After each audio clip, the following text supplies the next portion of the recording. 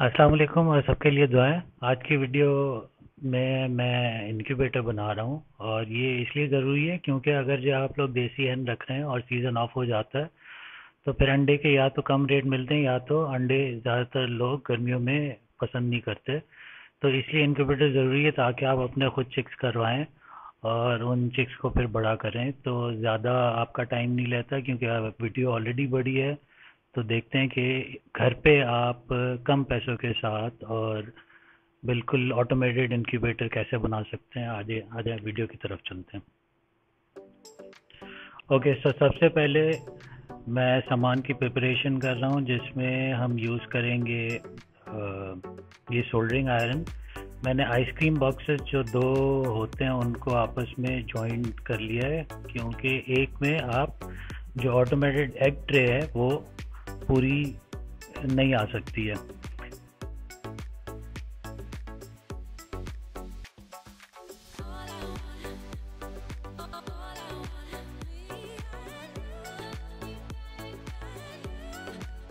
अच्छा, इसमें जो है वो हमने दो मिला के फिर दोनों के बीच में से जो जॉइंट वॉल थी वो अलग कर दी है।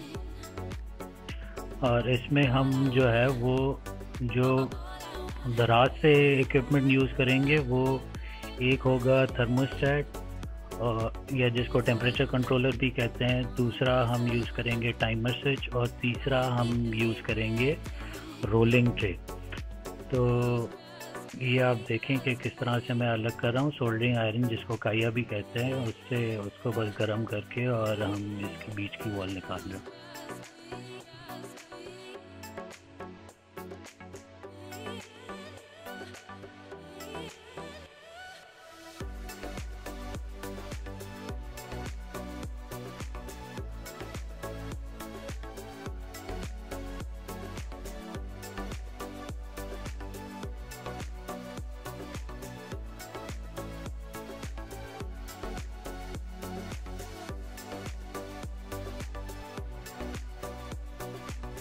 हाँ जी, यहाँ पे मैं ड्राइंग कर रहा हूँ कि कौन सी चीज़ कहाँ पे लगानी है। ये मैंने वाइट बोर्ड का मार्कर यूज़ किया और इसमें हम पहले से ही मार्क कर रहे हैं। जिस तरह ये जो है कनेक्टर, मेन कनेक्टर लगेगा 20 एम्पेयर का।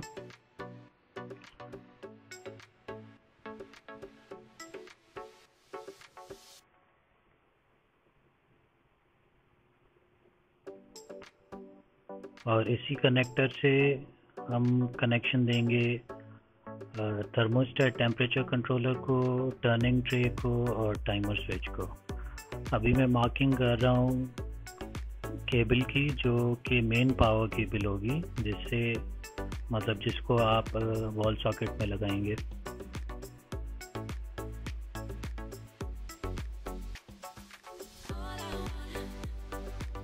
ये वायर का एंट्री पॉइंट होगा बॉक्स में।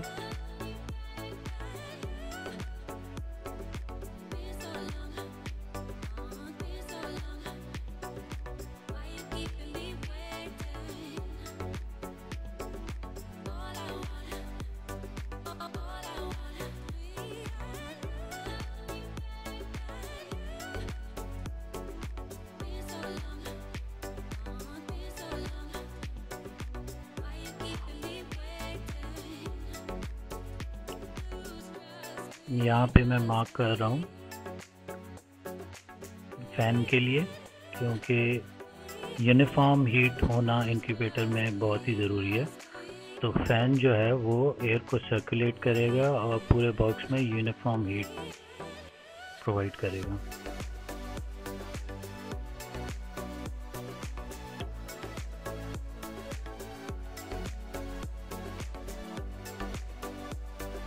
इसमें हम डीसी फ़ैन यूज़ करेंगे 5 वोल्ट का।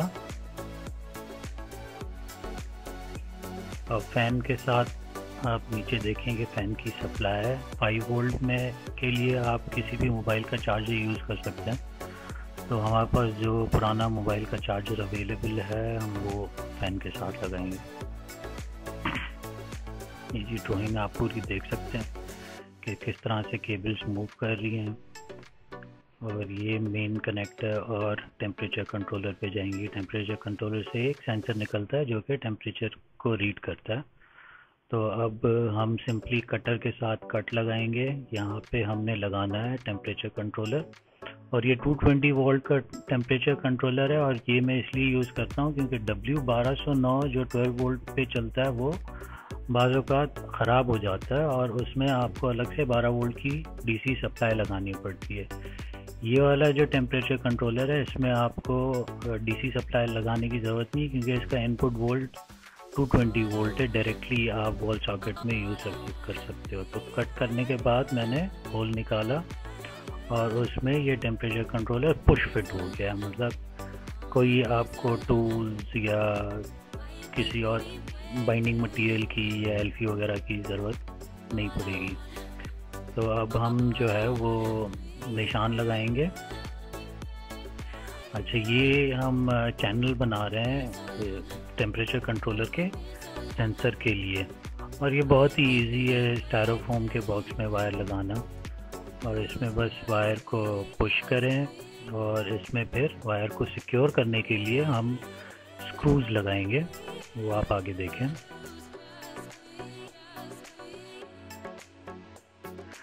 अच्छा, स्क्रूज लगाने के बाद जो मतलब उसको बिल्कुल सिक्योर करने के लिए हम ये सिलिकॉन गन यूज़ करेंगे। और सिलिकॉन गन सस्ती मिल जाती है, मुझे आई गेस 350 रुपीज़ की मिली। और हम स्क्रू लगा रहे हैं, ये 1/2 इंच के स्क्रू हैं, कोई भी स्क्रू हो सकते हैं, चाहे कट स्क्रू हो या दूसरे किस्म के स्क्रू हों। बस हमें सिर्फ वायर को सिक्योर करना है और वायर पे फिर हम सिलिकॉन लगा देंगे। अच्छा, ये कनेक्टर जो है वो 10 एम्पेयर का कनेक्टर है। आप ये कनेक्टर भी यूज़ कर सकते हैं और डायरेक्टली वायर्स को ज्वाइन करके टेप भी कर सकते हैं, इंसुलेट भी कर सकते हैं। तो ये मैंने जो है वो केबल टाइज यूज़ किए हैं कनेक्टर को सिक्योर करने के लिए।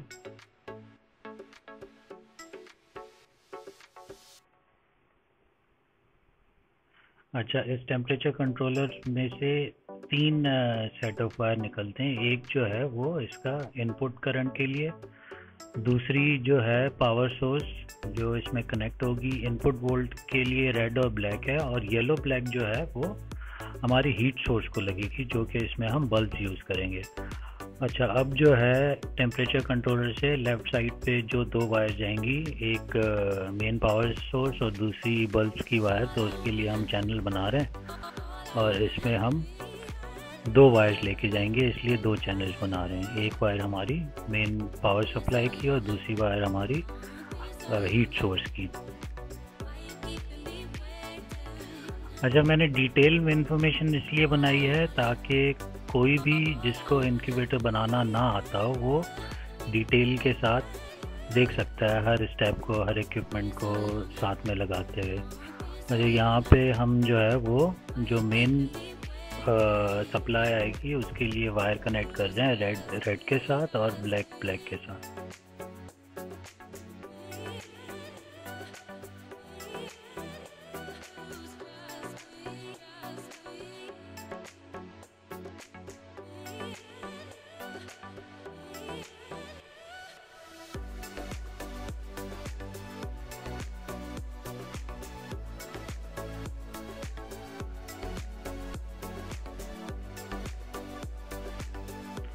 तो ये जी हमारी वायर कनेक्ट हो गई है और इसको हम उसी तरह से ले करते हैं जिस तरह से हमने सेंसर की वायर ले की थी। ये सिलिकॉन नहीं लगा रहा हूँ मैं, सिर्फ उसको थोड़ा डीप कर रहा हूँ ताकि वायर उसमें पुश फिट हो जाए। और ये पुश करके हमने 1/2 इंच वाले इसको लगा दिए ताकि वायर सिक्योर हो जाए।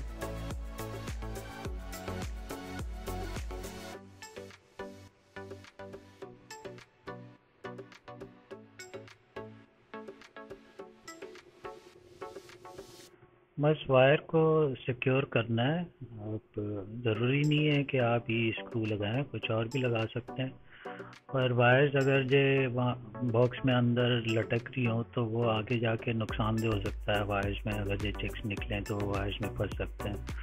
और ये देखें, स्क्रू लगा के स्क्रू के ऊपर जो है वो थोड़ी सी सिलिकॉन लगानी है, पूरी वायर पे लगाने की ज़रूरत नहीं है।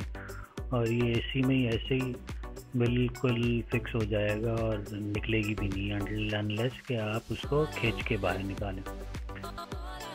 तो ये बेस्ट तरीका है। इस तरह से मैंने पहले भी इनक्यूबेटर्स बनाए हैं। ये इनक्यूबेटर मैं अपने टीचर के लिए बना रहा हूँ, डॉक्टर इम्तियाज़, जिनकी एक पहले भी मैं वीडियो बना चुका हूँ। अच्छा, ये जी मेन कनेक्टर है 20 एम्पेयर का। ये भी अगर जे आप चाहें तो यूज़ कर सकते हैं, नहीं तो केबल्स को आपस में ज्वाइन करके टेपिंग कर सकते हैं। अच्छा, ये जो मेन कनेक्टर है 20 एम्पेयर का, ये आएगा इस मेरे ख्याल से 20 या 30 रुपये का मिलता है। इसके साथ साथ मैं आपको बताऊं कि जो 10 एम्पेयर के कनेक्टर मैंने यूज़ किए हैं थर्मोस्टेट के साथ, वो भी 20-20 रुपये का पेयर है। मतलब मुझे 20 रुपये का मिला, डिपेंड करता है आपको कितने का मिले। अच्छा, ये जो मेन वायर जो थर्मोस्टेट में से आ रही थी वो मैं इसमें लगा रहा हूँ मेन कनेक्टर में। एक टर्मिनल में रेड और दूसरे टर्मिनल में ब्लैक। बस ये आपने ध्यान रखना है कि वायर को जब आप स्क्रू टाइट करें तो वायर बिल्कुल सिक्योर्ड हो, उसमें लूज़ ना हो। अगर ये लूजिंग होगी तो वो गर्म हो सकती है एंड देन शॉर्ट सर्किट हो सकता है। तो अच्छा, अब हम लगाते हैं DC 5 वोल्ट का फ़ैन है ये।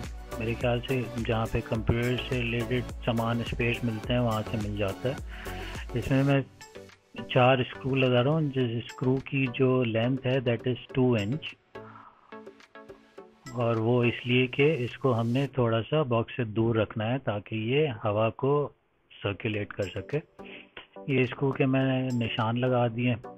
चाहे इस निशान लगाने के बाद इसको हम थोड़ा मेल्ट कर लेंगे जगह बनाने के लिए स्क्रू की। सोल्डरिंग आयरन भी यूज़ कर सकते हैं और ये सिलिकॉन गन भी यूज़ कर सकते हैं। अच्छा, ये लगाने के बाद मैंने सिलिकॉन यहाँ पे स्क्रूज को लगा दी, और यहाँ पे जैसी सिलिकॉन सूखेगी, ड्राई होगी तो वो बिल्कुल टाइट हो जाएगा, फिक्स हो जाएगा। एंड देन अब उसी 20 एम्पेयर के कनेक्टर में हम सेल फोन का चार्जर लगा रहे हैं, और ये बिल्कुल पुश फिट हो जाता है। और इस चार्जर को देन हम कनेक्ट करेंगे DC फैन को चलाने के लिए। तो चार्जर की वायर को अगर जे आप छीलेंगे तो उसमें एक रेड और एक ब्लैक निकलेगी, और वो रेड ब्लैक हमने DC फैन के साथ कनेक्ट करनी है। ये जो एक्स्ट्रा वायर थी वो मैंने वहीं पे ही बंच करके केबल टाई के साथ फिक्स कर दिया।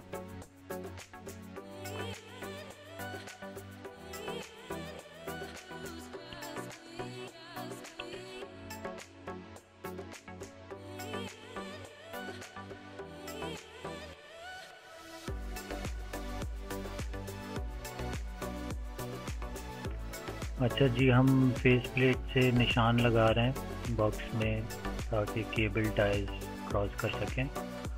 और ये फेस प्लेट इसलिए लगाना ज़रूरी है क्योंकि डायरेक्टली स्टायरोफोम में अगर जो आप बल्ब के होल्डर्स लगाते हैं तो वो स्टायरोफोम में जब केबल टाई को टाइट किया जाता है तो स्टायरोफोम बिल्कुल फट जाता है। तो इसका बेस्ट तरीका यही है कि आप फेस प्लेट लगाएं, उसमें से क्रॉस करके केबल टाइज लगाएं, और उसके बाद अगर जो आप टाइट करते हैं होल्डर्स को तो ये सिक्योर रहेंगे। स्क्रू के साथ इसलिए नहीं लगा सकते क्योंकि स्टायरोफोम का बॉक्स है, लकड़ी का नहीं है। लकड़ी का बॉक्स होता तो उसमें आपको केबल टाई की भी ज़रूरत नहीं है, स्क्रू से आप टाइट कर सकते हो। तो ये हमने पास ऑन कर दी हैं केबल टाइज दो होल्डर्स के लिए।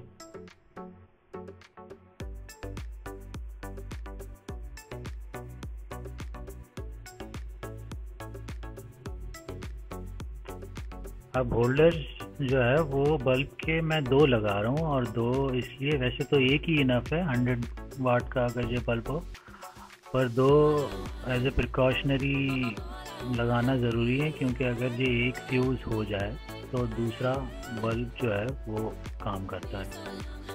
तो पहले हम उसी वायर में से पैरेलल जो है वो सर्किट बनाएंगे बल्ब का। पैरेलल मतलब कि एक ही वायर से 2 बल्ब जलें। तो ये मैंने जो है वो यहाँ से थोड़ी छीली है ताकि यहीं से ही हम दूसरा बल्ब का होल्डर लगाएंगे।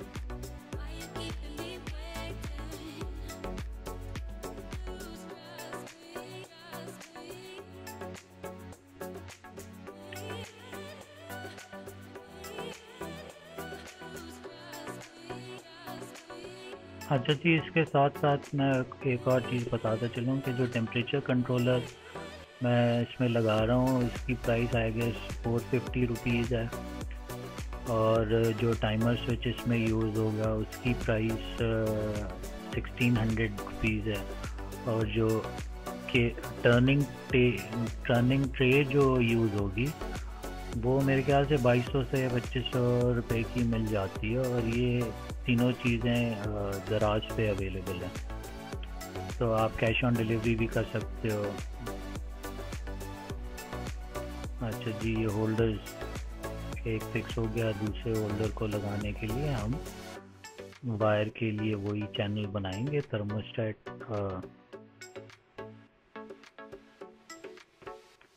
ये जी वायर के लिए चैनल बना दिया है ताकि वायर उसमें फिक्स हो जाए बॉक्स में।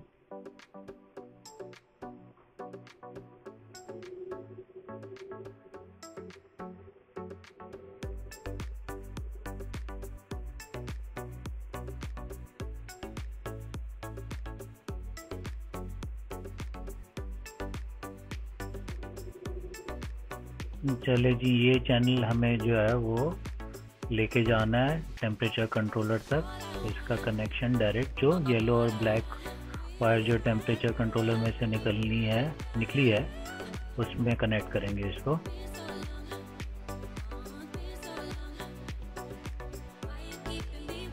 सेम प्रोसेस है, वायर को पुश इन किया, स्क्रूज लगाए और स्क्रूज लगाने के बाद सिलिकॉन लगा के सिक्योर।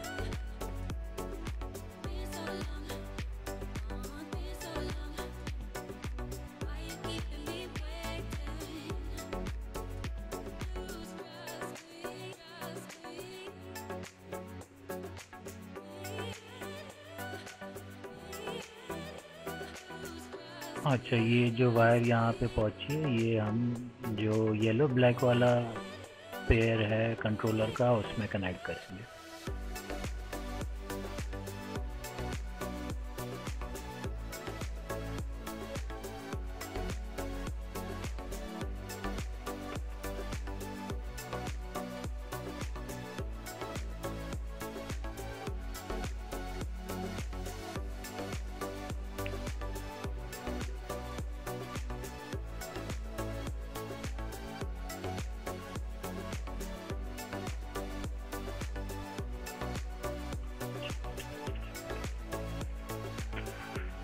अच्छा, अब हम टाइमर स्विच लगाएंगे।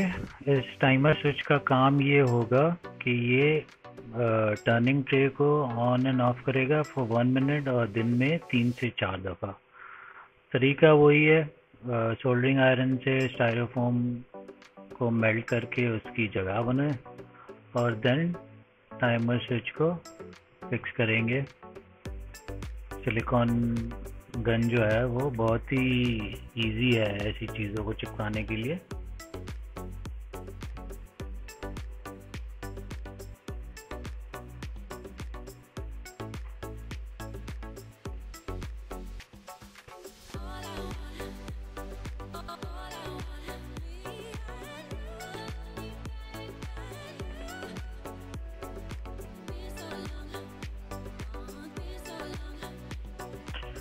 अच्छा, अब हम वही चैनल बनाएंगे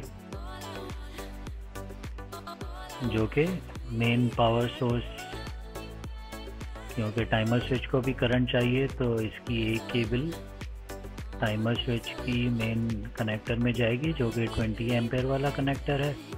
और जो दूसरी केबल है जो टाइमर स्विच से जो आउटपुट करंट होगा उसमें हम कनेक्ट करेंगे एक टर्निंग ट्रे।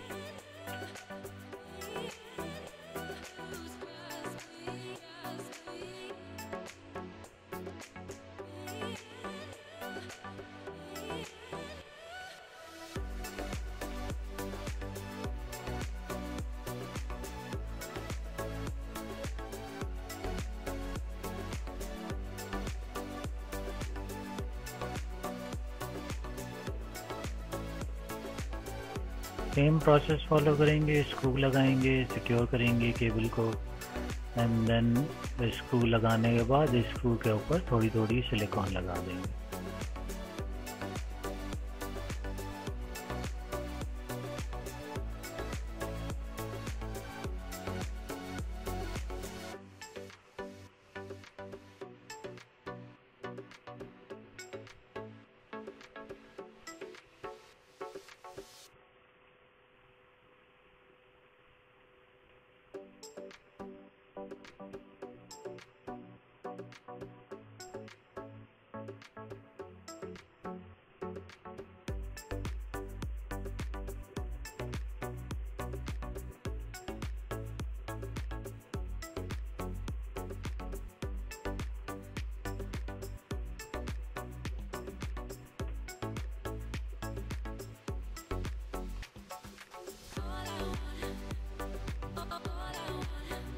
ओके जी, ये जो है हम मेन जो केबल पावर सॉकेट में लगानी है पूरे बॉक्स की सप्लाई जिससे आएगी, ये सांप है केबल, बल्कि केबल है, सांप नहीं है। तो ये जो कंप्यूटर पीसी में जो केबल यूज़ होती है वो वाली केबल है, उसको हम मेन कनेक्टर 20 एम्पेयर वाले में कनेक्ट करेंगे। अब 20 एम्पेयर वाले में देखें कि टाइमर स्विच भी कनेक्ट हो रहा है, थर्मोस्टेट टेम्परेचर कंट्रोलर भी कनेक्ट हो रहा है, जो डीसी फैन की जो सप्लाई है, जो अडेप्टर है फ़ोन चार्जर वाला, वो भी इसी में ही कनेक्टेड है।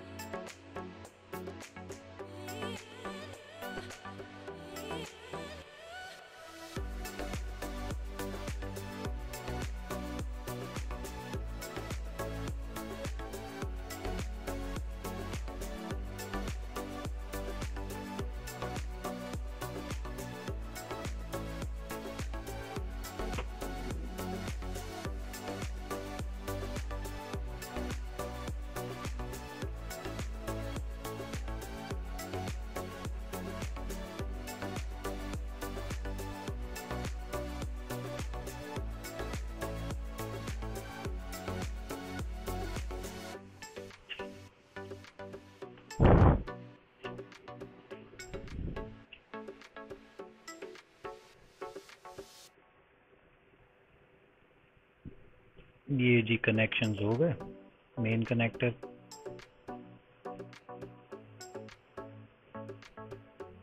और मेन जो केबल वॉल सॉकेट में जो कनेक्ट होगी उनको सिलिकॉन लगा के हमने बिल्कुल फिक्स कर दिया।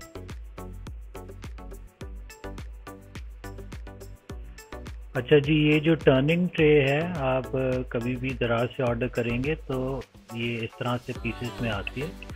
तो इसको असेंबल करने का तरीका ये है कि जो ब्लू फ्रेम है उसको आपने पहले असेंबल करना है और उसके बाद आपने उसमें ये जो वाइट कलर के रोलिंग पाइप्स है वो कनेक्ट करने हैं। इसका काम ये है कि इसने अंडों को रोटेट करना है।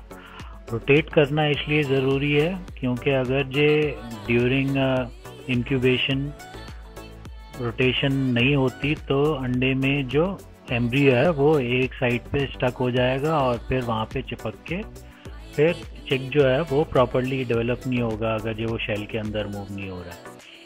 तो मुर्गी के नीचे भी अगर जो आप अंडे रखते हैं तो मुर्गी भी अंडों को चोंच से घुमाती रहती है। एक नेचुरल प्रोसेस है, उसको आप आर्टिफिशियली इस टर्निंग ट्रे के थ्रू जो है वो अचीव कर सकते हैं। और इस टर्निंग ट्रे पे तकरीबन आई गेस 50+ एग्स तो आराम से आ जाते हैं। और अगर जो अंडों का साइज़ थोड़ा सा छोटा है मुर्गी के अंडों का तो 75 से 80 भी आ जाते हैं। इसका साइज़ जो है एक ट्रे का, इस वाली एक ट्रे का, ये 18 इंच बाई 18 इंच है। इससे छोटी भी आती हैं, प्रॉब्ली बड़ी भी आती होंगी, पर ये परफेक्ट साइज़ है हमारे बॉक्स में पूरा आने के लिए। और इस बॉक्स में हम डिफरेंट लेवल्स बना के 3 ट्रे भी लगा सकते हैं। तो इस इंक्यूबेटर की जो कैपेसिटी होगी वो अराउंड 150 से 200 एग्स हो सकती है। अच्छा, इसमें मोटर के जो कनेक्शंस हैं वो हमने प्लग लगा के टाइमर स्विच में लगा दिया।